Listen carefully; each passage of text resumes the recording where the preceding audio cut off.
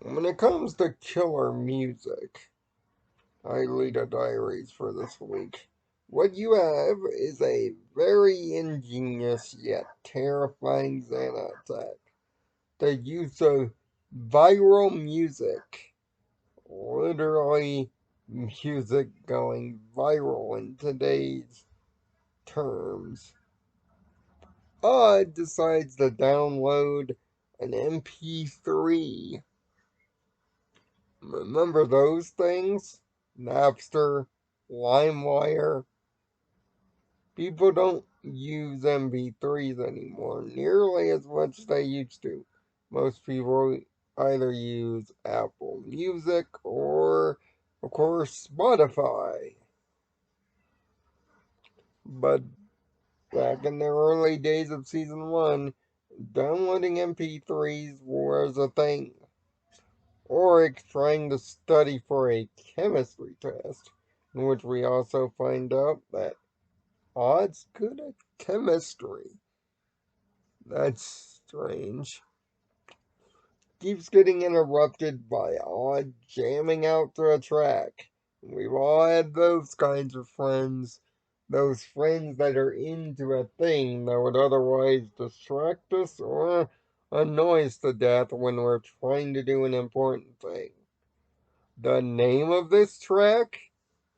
And again, I swear, the sociopathic computer virus has a cheeky sense of humor too, is known as Glad to Be Bad. Ain't that right on the nose? He has decided to format this track into something highly deadly, comatose even. And Odd is sadly the first victim, even left with a Joker face, which even makes it more terrifying. So it's up to our remaining team to solve it, to figure it out. And they ultimately do, but not before real lives are at stake. In fact, the entire city is hit with the musical bug, and even the reporters from Big Bug help us inform it. So, what does the music do? Send their listener into a catatonic state, slowed heart rate, completely unable to move. And how long does it take to fall under the musical spell? 30 to 45 seconds. Meaning this thing is hard and fast. The attack is terrifyingly complex and powerful.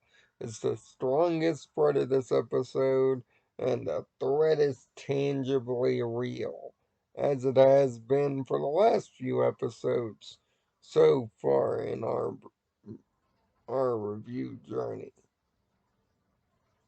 The thing that lets this episode down, though, is the Lyoko section. Ulrich and Yumi have to go take a dive, and they don't get much in the way of opposition here. Just a group of blocks that are easily taken care of, and a platforming section for Aelita to do. And when I say platforming section, I mean it in that literal video game sense. Moving platforms, forms that move up and down or left to right.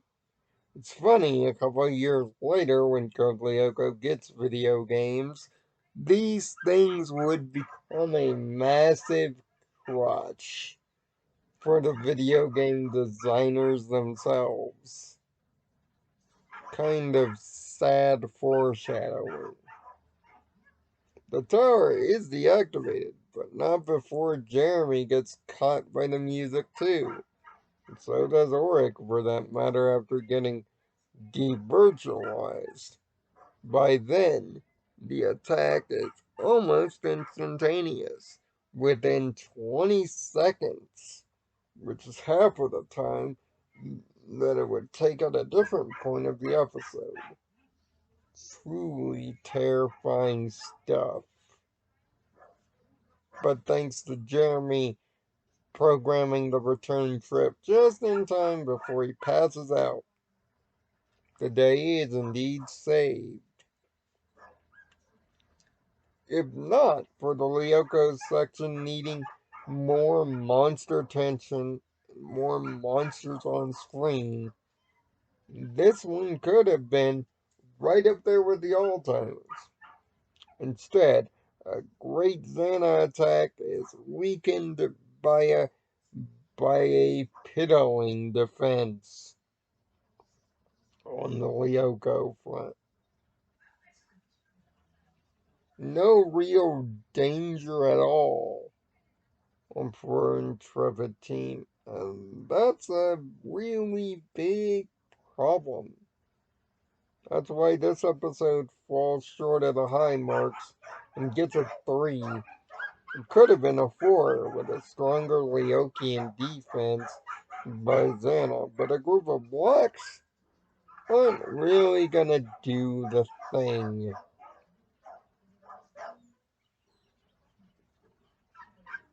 Plus, for Easter egg wise, the stereo that the nurse uses before the music passes her out is the same stereo that was used in Teddy Godzilla. In fact, the Xana symbol appears in the same spot it did in that episode.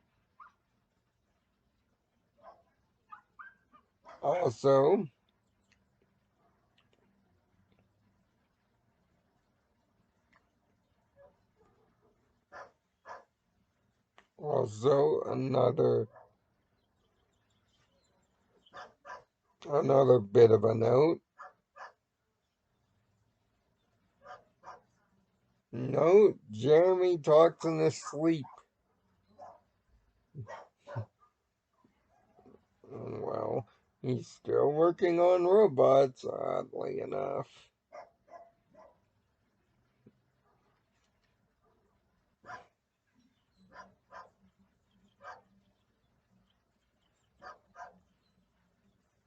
Also, we do get an educational section, oddly enough. It's short, but it is interrupted when Yumi finds out about Odd's condition.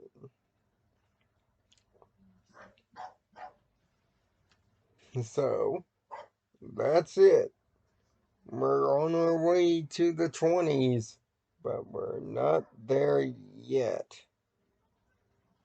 Next is Frontier, but that's next week. Until then, I'm Nirvana Sparkle. Find peace in your own Nirvana. And, oh, by the way, if you still download music, thank you for keeping an industry alive.